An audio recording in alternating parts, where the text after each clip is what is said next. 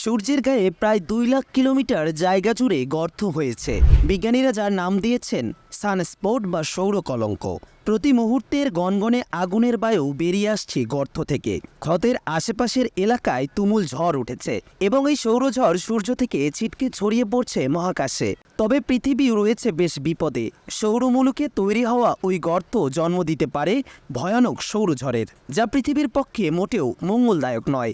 AR 2665 থেকে তৈরি হওয়া সৌর বিকিরণ পৃথিবীর চারপাশে প্রদক্ষিণরত যোগাযোগ রক্ষাকারী উপগ্রহগুলোকে তছনছ করে দিতে পারে। সেই সঙ্গে পৃথিবীর অনেক জায়গায় বিদ্যুতের ঘাটতি হওয়ারও আশঙ্কা রয়েছে। গত সপ্তাহে সূর্যের বিশালাকার একটি দাগ বা স্পট চিহ্নিত করেছিল নাসার সোলার ডাইনামিক্স অবজারভেটরি। রহস্যের জট খুলতে ওই দাগের ওপর নজরদারি আরও বাড়িয়ে দিয়েছিল নাসা। মহাকাশ বিজ্ঞানের ভাষায় এআর 2665 বা সূর্যের তৈরি হওয়া গর্তটি এতটাই বড় যে পৃথিবী থেকেও তার দেখা মিলবে বলে জানিয়েছে নাসা। শুধু রহস্যের জটমুক্তি নয়, একই সঙ্গে আসন্ন বিপদের আশঙ্কাও করছেন নাসার বিজ্ঞানীরা।